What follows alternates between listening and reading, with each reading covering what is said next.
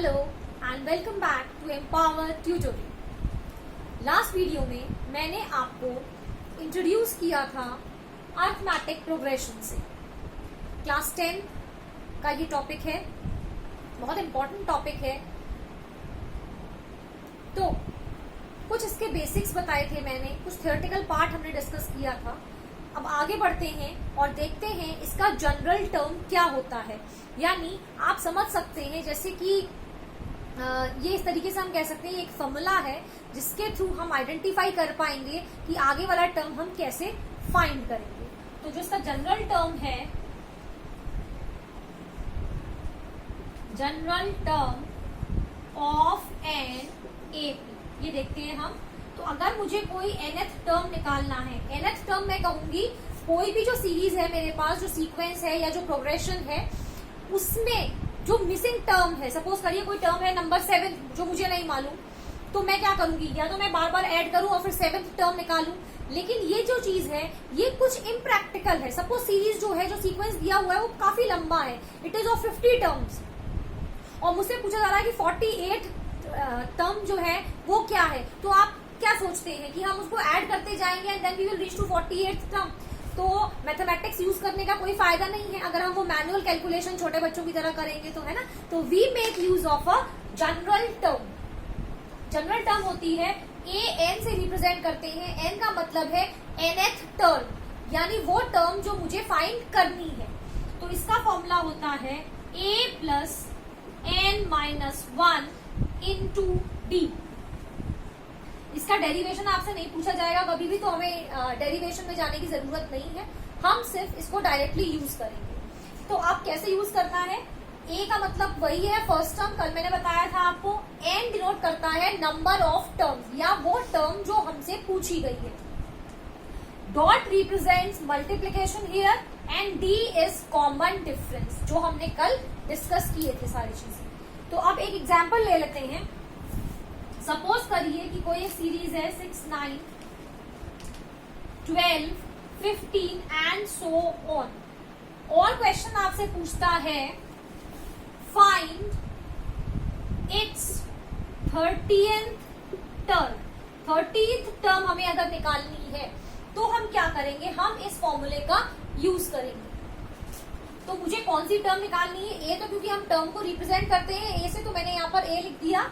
और एन की जगह क्योंकि मुझे कौन सी टर्म फाइंड करनी है, 13 टर्म, तो मैं यहाँ लिख देती हूँ A13 is equals to a plus, यही फॉर्मूला रख रही हूँ, ए प्लस, या आप डायरेक्टली फॉर्मूला लिख लीजिए पहले और फिर उसमें सब्स्टिट्यूट कर लीजिए। एक काम करते हैं, पहले फॉर्मूला लिख लेते हैं। तो a plus n minus 1 into d. अब मुझे निकालना था 13th टर्म, तो A13 इज इक्वल्स टू, ए क्या है, फर्स्ट टर्म, सीरीज का फर्स्ट टर्म, और फर्स्ट टर्म क्या है 6, तो यहाँ रख देते हैं 6 प्लस एन है ये 13 जो मुझे फाइंड करना है, तो यहाँ मैं रख रही हूँ 13 माइनस 1 इंटू डिफरेंस। यहाँ के लिए हमें डिफरेंस निकालना पड़ेगा, तो डिफरेंस हम निकालते हैं A2 माइनस A1, यानी सेकेंड टर्म में से अगर आप फर्स्ट टर्म को माइनस कर देंगे तो आपका कॉमन डिफरेंस निकल आएगा। तो यहाँ पर ये आता है 9 माइनस 6 विच इज 3, तो यहाँ पर मैं मल्टीप्लाई करूंगी 3 को। अब ये हो जाएगा 6 plus 12 into 3 which is equals to 6 plus 36, that means it gives you 42। तो अगर इस सीरीज का 30th टर्म हम पूछें तो वो क्या आएगा, वो आएगा 42। तो this is how you are going to calculate the nth term in a given progression. किसी भी प्रोग्रेशन में अगर nth टर्म पूछा जाएगा तो आप इसी तरीके से करेंगे। एक क्वेश्चन और ले लेते हैं।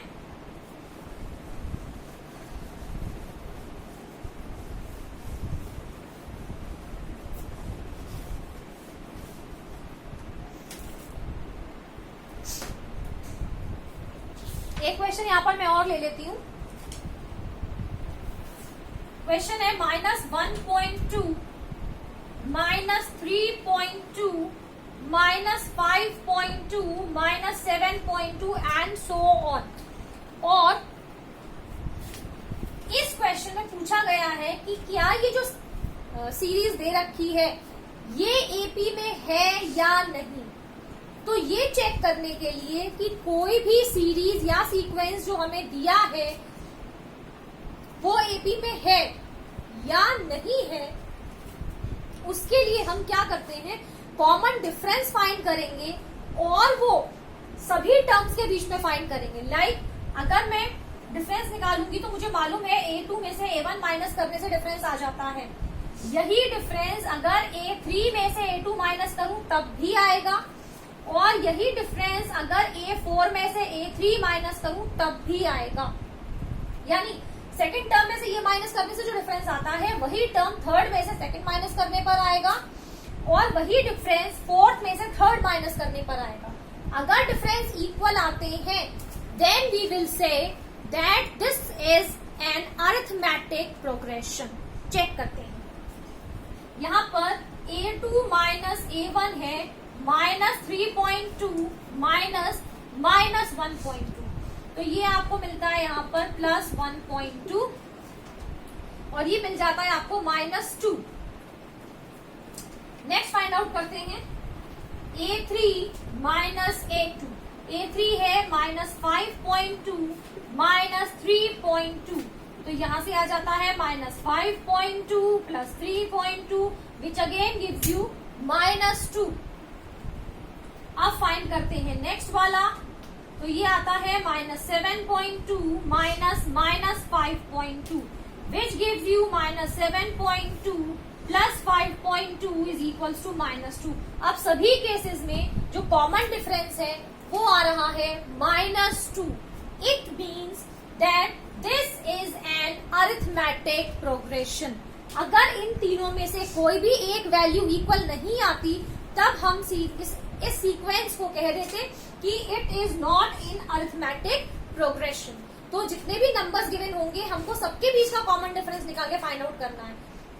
हो सकता है कि सारे स्टार्टिंग में मैच कर रहे हैं लेकिन लास्ट वाला जाकर के मैच नहीं कर रहा हो, तो जितने भी नंबर्स गिवन होंगे आप सबको निकाल के चेक करेंगे whether the common difference is equal और नॉट। तो ये बात थी कॉमन डिफरेंस की, चेक करने की कि जो सीरीज गिवन है वो एपी फॉर्म कर रही है या नहीं, और जनरल टर्म कैसे निकालना है ये भी हमने देखा।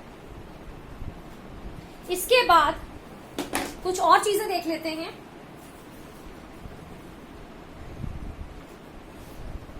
कोई भी आपसे टर्म पूछा जाएगा तो आप इसी तरीके से निकालेंगे। एक क्वेश्चन ले रही हूं यहां पर,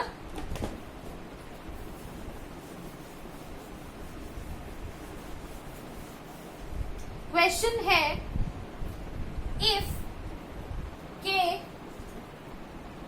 +1, 3k एंड 4k + 2 ये तीनों नंबर्स एपी में गिवन हैं, are in AP find k।